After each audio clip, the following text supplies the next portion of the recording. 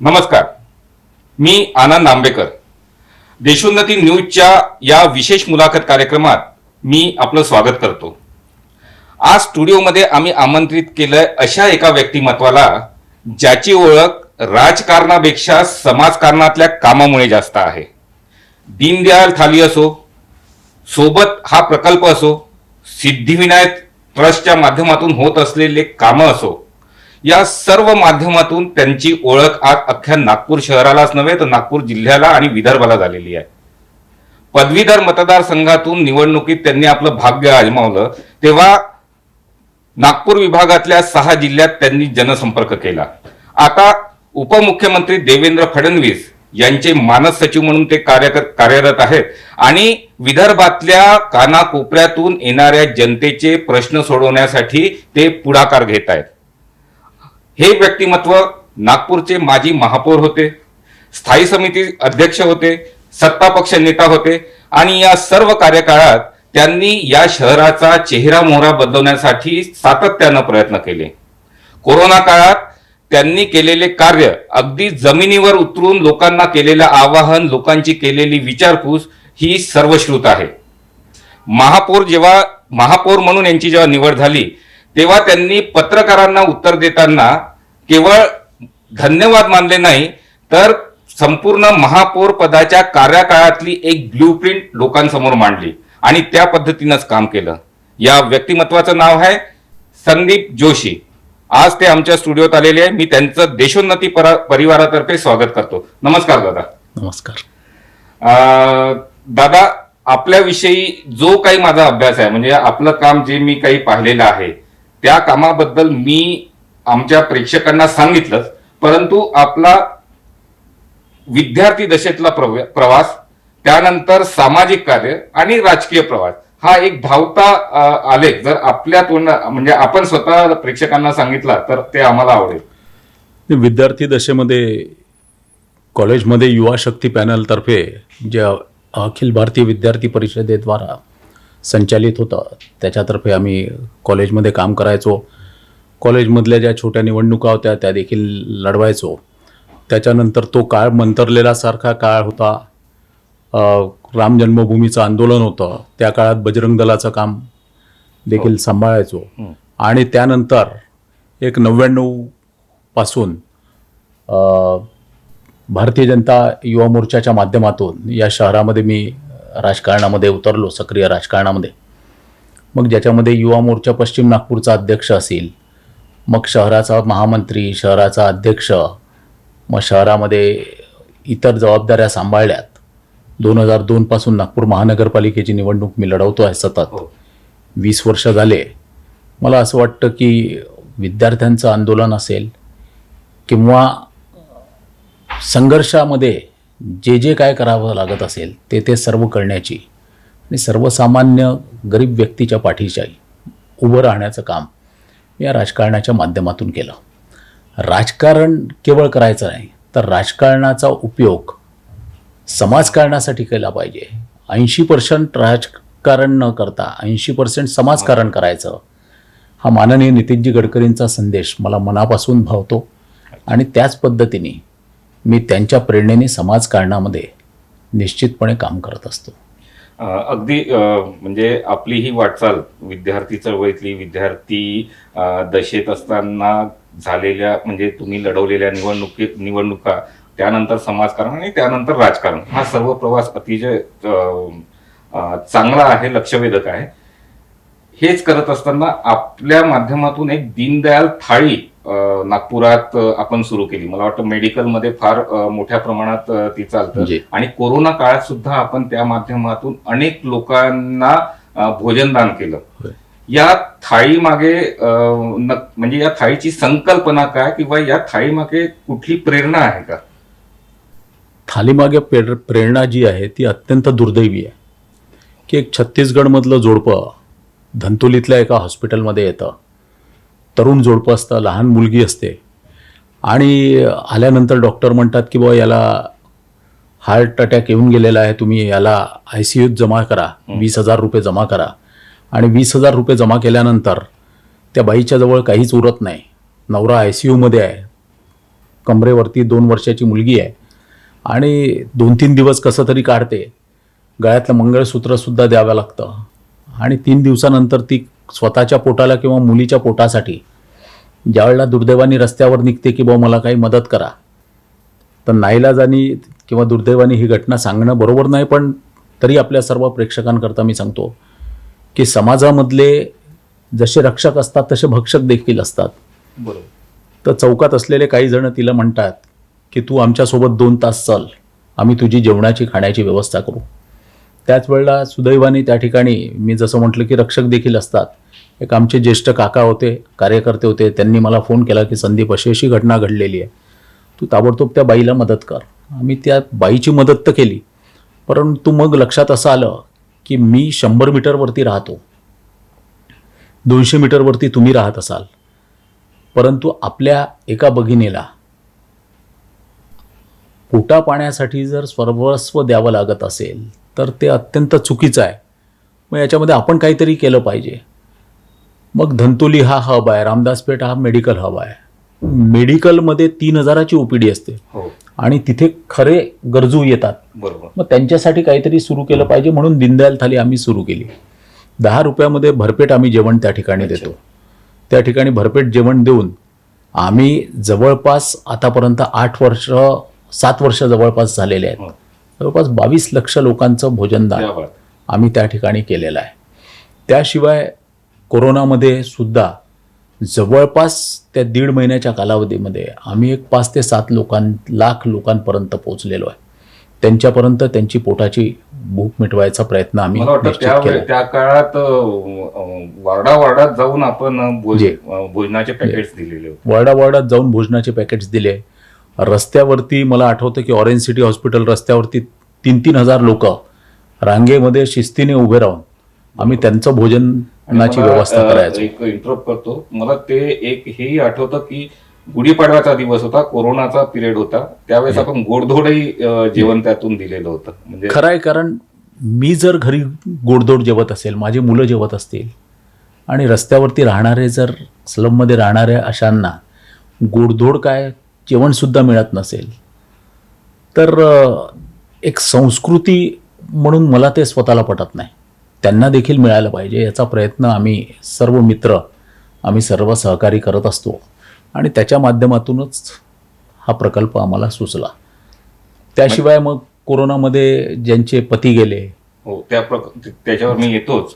म्हणजे एखादं संवेदनशील मन राहिलं आणि ते कुठल्या घटनेनं जर द्रवित झालं तर म्हणजे काय होऊ शकतं हे दीनदयाल थाळीच्या माध्यमातून आपण समोर आणलेलं आहे.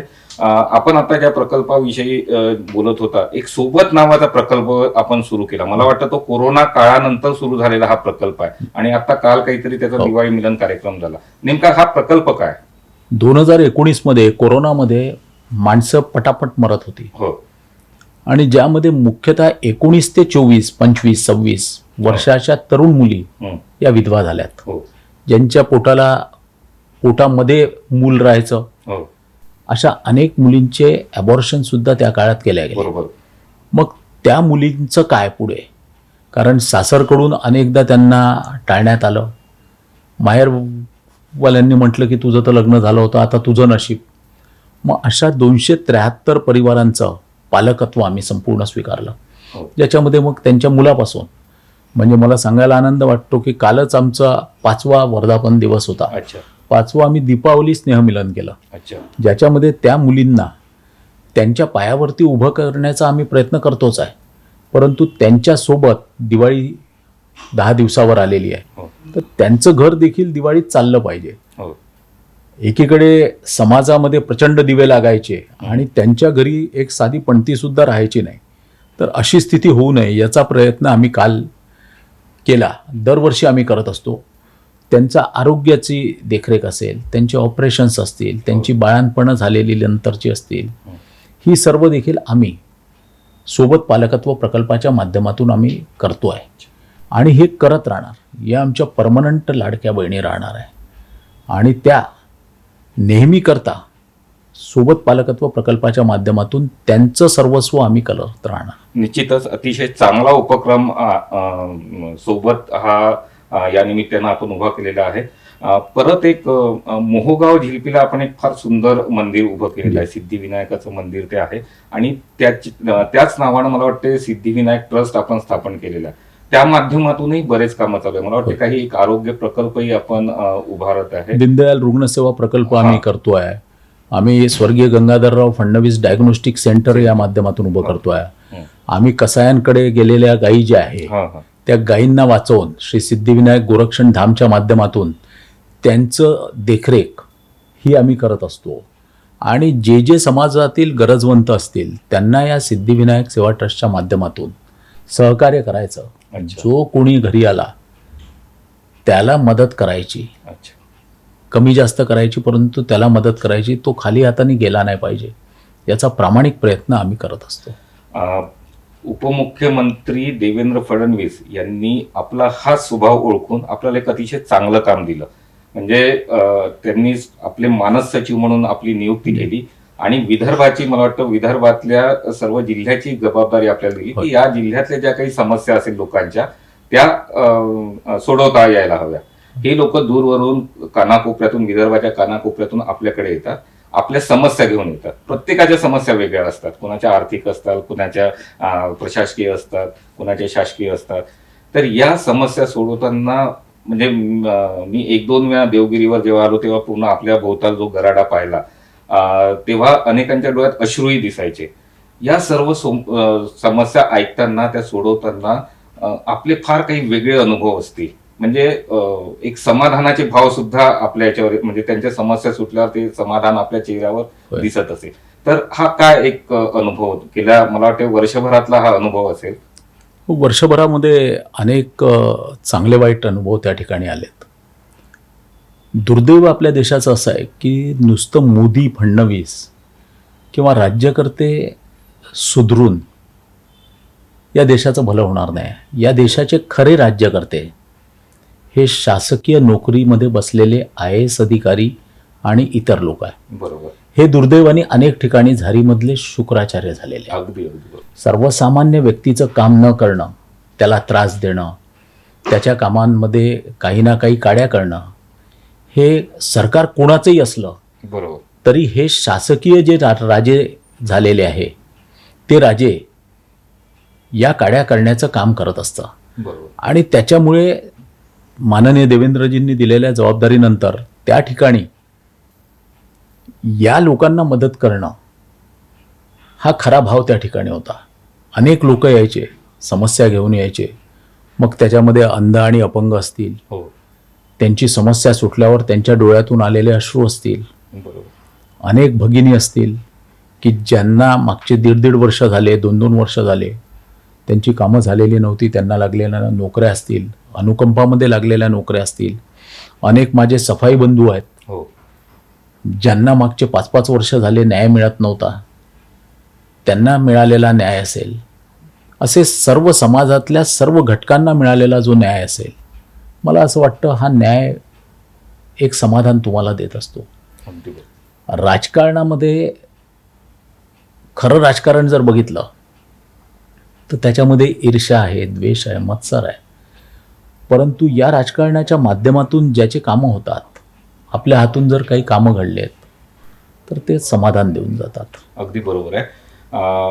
माध्यम कुठलेही असो, आपल्याला प्रत्येक वेळेस समाजकारण करण्याची संधी मिळाली, समाजाची सेवा करण्याची संधी मिळाली.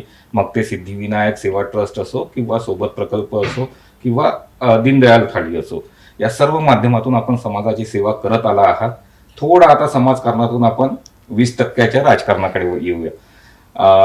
सध्या विधानसभेचा बिगुल वाजलाय, सगळ्या राजकीय पक्षाची लगबग चालू आहे आणि प्रत्येकाची, म्हणजे समाजकारण करत असताना आणि राजकारणात आपण कुठेतरी कार्यकर्ता म्हणून काम करत असताना आपली एक मनीषा असते की आपल्यालाही कुठल्या तरी पदावर जावं आणि त्या पदाच्या माध्यमातून जनतेची सेवा करावी. या निवडणुकीमध्ये म्हणजे आता 3 उमेदवार जाहीर झालेले, एक राखीव आहे आणि मध्यमध्ये आपण जाणार नाही, एक पश्चिम शिल्लक राहतो. तर या पश्चिम मधनं लढण्याची आपली इच्छा आहे का? कारण की काही दिवसापासून आपलं सुद्धा नाव ऐकतो आहे. भारतीय जनता पार्टीने मला पश्चिम नागपूरची जबाबदारी दिलेली आहे. अच्छा. प्रभारी म्हणून. ओके. मागच्या 2.5-3 वर्ष त्या ठिकाणी काम करतो आहे. आणि त्यामुळे त्या ठिकाणच्या कार्यकर्त्यांची इच्छा आहे स्वाभाविक अच्छा. की मी देखील त्या ठिकाणी पक्षाला उमेदवारी मागितली पाहिजे हो. आणि त्यासाठी प्रयत्न केला पाहिजे. हं. आता कार्यकर्त्यांची इच्छा, पक्षाची इच्छा ही माझी सर्वतोपरी आहे. बरोबर.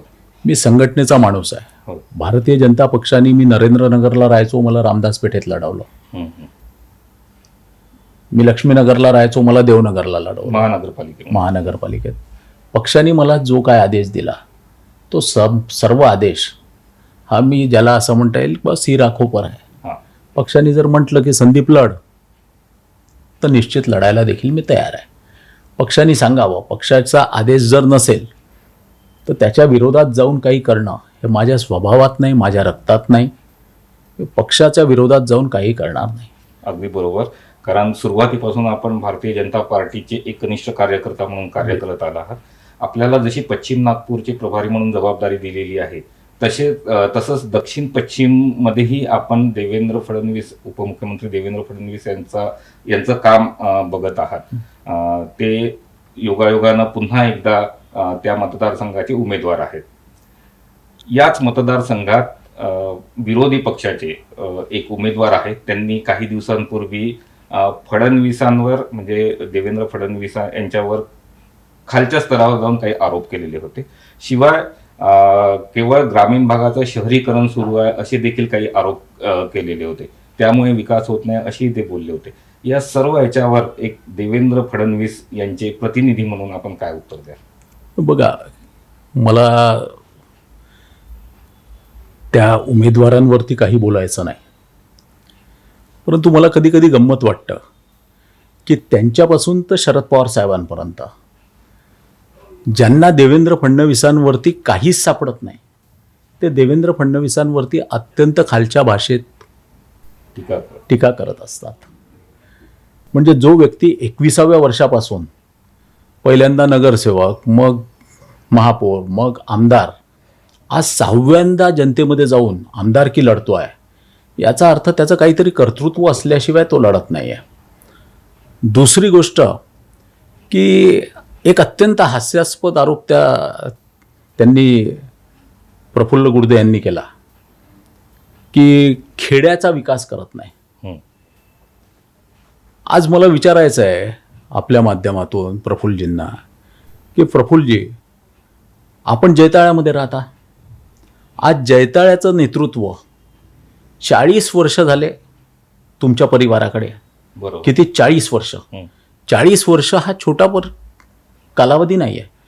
या 40 वर्षामध्ये जैताळ्याचा तुम्ही कोणता विकास केला हो? जैताळ्याचा घाट सुद्धा तुम्ही व्यवस्थित करू शकले नाही. त्या घाटाचं सुद्धा सौंदर्यीकरण कोणी केलं असेल तर देवेंद्र फडणवीसांनी केलं. जैताळ्यामधले लोकांना तुम्ही फक्त 5 वर्षांनी भेटता. जैताळ्यामध्ये कोरोना काळामध्ये माझ्याजवळ फोटो आहे, प्रूफ्स आहेत की त्या ठिकाणी भोजनाचे संपूर्ण कामं हे देवेंद्र फडणवीसांनी चालवले. घरोघरी भोजनाची व्यवस्था देवेंद्र फडणवीसांनी केली. तुम्ही जैताळ्यात काय केलं? तुम्ही जैताळ्यात काहीच नाही केलं. केवळ निवडणुका आल्यात की मटणाचे दारूचे पूर वाहवणं, याच्याशिवाय तुम्ही काहीच करत नाही. आणि याचं त्यांनी उत्तर दिलं पाहिजे की अनेक रस्ते बनतात, अनेक गडरचे कामं बनतात. मागच्या संपूर्ण वर्षामध्ये 300 करोडच्या वरती कामं हे देवेंद्र फडणवीसांनी केले. आणि तुम्ही मात्र तुमच्या फ्लॅट स्कीम ज्या ठिकाणी उभ्या राहतात त्या ठिकाणचेच रस्ते करता. हे अत्यंत दुर्दैवाचं आहे. याचं तुम्हाला उत्तर जैताळवासियांनी द्यावं लागेल. आणि यात सर्वात महत्त्वाचं मी आपल्याला सांगतो की मागच्या 6 विधानसभामध्ये किंवा 5 विधानसभा मतदारसंघामध्ये जैताळ्यामध्ये प्रत्येक वेळेला ज्या वेळेला अक्षरशः प्रफुल्ल गुडदे उभे राहिले होते त्यावेळेला सुद्धा लीड देवेंद्र फडणवीसांना आहे. अच्छा. आपण काय बोलताय की खेड्याचं शहरीकरण केलं? मग तुम्हाला खेड्याचं शहरीकरण करायचं नव्हतं तर मग एवढ्याला तुम्ही 10 मजली स्कीम्स तुम्ही खेड्यामध्ये जैताळ्यामध्ये कशाला उभ्या करताय? बरोबर. मग प्रफुल्ल गुडदेंनी एक सांगावं की महानगरपालिकेच्या याच्यात एक मुत्रीघर त्यांनी जैताळ्यात उभं केलं आहे का? एकही नाही. जो बसस्टॉप होता त्या ठिकाणी पेट्रोल पंप उभा केला. एक ग्राउंड दाखवावं जे तरुणांना खेळण्यासाठी आहे.